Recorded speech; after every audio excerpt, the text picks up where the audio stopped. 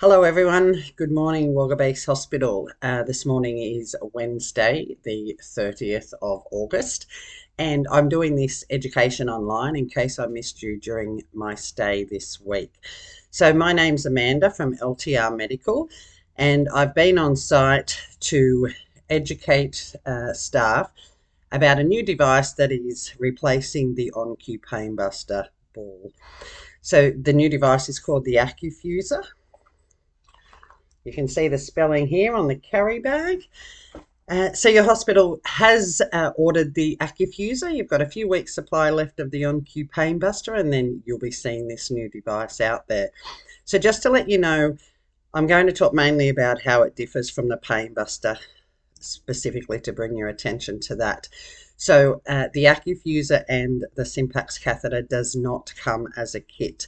It is designed as a build your own kit to reduce wastage. So when you are getting the equipment ready for the operating theatre, you will need to grab a few things. So the device itself, so this is really just the bulb that will be holding the medication. You will also need a catheter of choice, Sympax catheter, or if the surgeon or anaesthetist is using a different brand, that's fine. Please grab that catheter. You will also need to grab a carry bag. And the one item that I don't have with me, but you may be requested for, is called a Y splitter. So this is basically a small piece of extension tubing in the shape of a Y with the ability to run two catheters from the one Accufuser device, predominantly for something like abdominal surgery. So I'm now just going to talk you through the device. So we'll start with the Sympax catheter range. I believe the hospital will be having a couple of different sizes on shelf.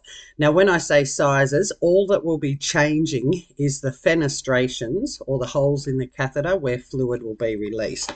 You can see on this package here, if I hold that close to the screen, up in the top, it shows you that 21 centimetres of this catheter has fenestrations.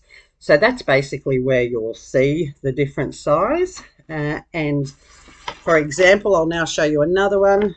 This one says 15 centimetres up here, showing in the catheter fenestrations. So that's what will direct you to the appropriate one for the case that you are preparing for.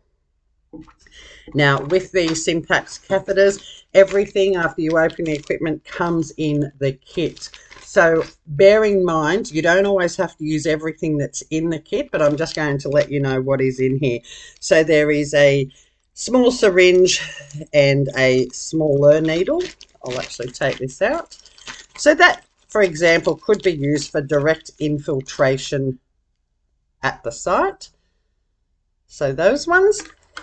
You then have your large trocar, tunneler, introducer, whatever you would like to call that. This does have a peel-away sheath, a standard peel-away sheath.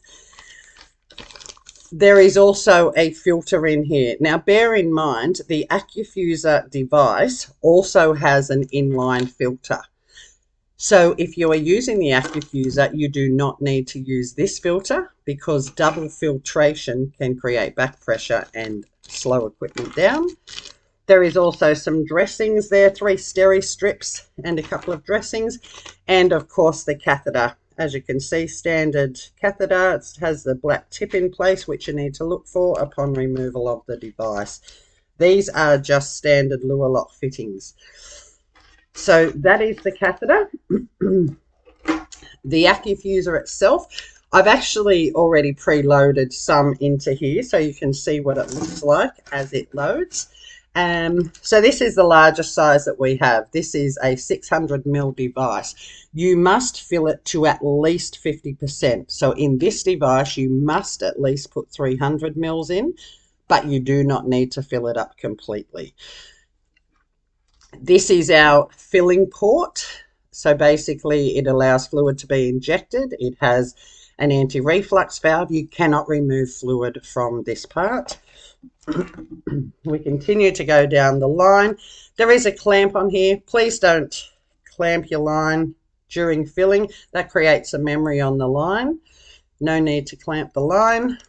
We then come down to our flow control box. So this is basically the rate adjuster. This device runs from 0 to 15 mils an hour, and this is the key that adjusts the rate. So you basically click that, turn it to the prescribed rate. I now have this set on 11 mils an hour. So I'm just going to hold that closer. So you just need to line that up to where the arrow is. If, for example, you wanted a delayed start, you could leave this on 0 when you hand the patient to recovery. One nuance I would like to point out, please don't have it in between a number.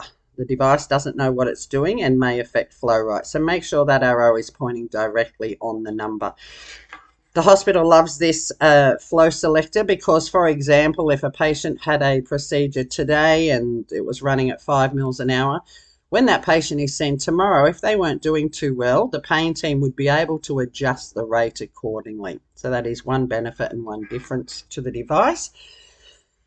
Now this is an antibacterial and air elimination filter. This is yet again another particular thing to take note of. During the filling process, when you are injecting through this port, please just position this filter so that the arrow is pointing upwards. The reason for that is we need to expel the air first, and then we need to completely pass the fluid across this filter for it to work. And if it's not pointing upright, we may get some potential air bubbles trapped in there, and that may affect the air elimination capacity of the filter. We then have an end cap on here. So this can remain on during the whole priming process. It will allow air to escape, but not fluid. So you will only need to remove that upon connecting it to the catheter.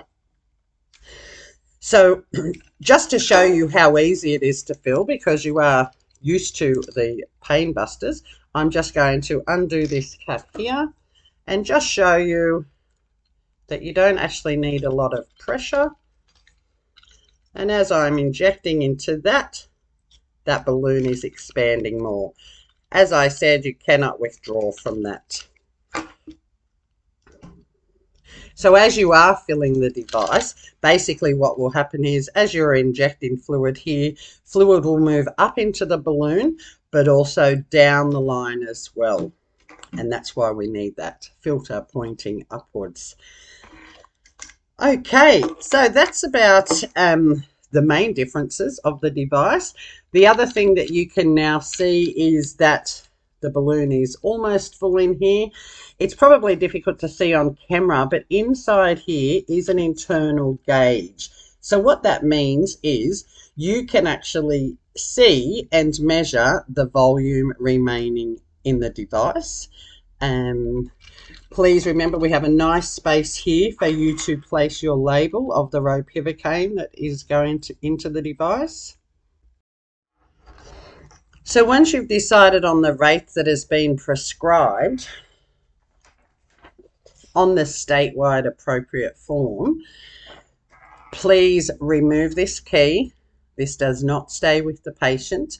You will find in recovery there is a container on the desk called Accufuser keys. If you could place that key in the bucket, they will be distributed to all ward areas. I don't think there's much more to let you know. That just make sure that your form is completed. It is called the Accufuser. Make sure that your device is labelled. It can then be placed in the carry bag.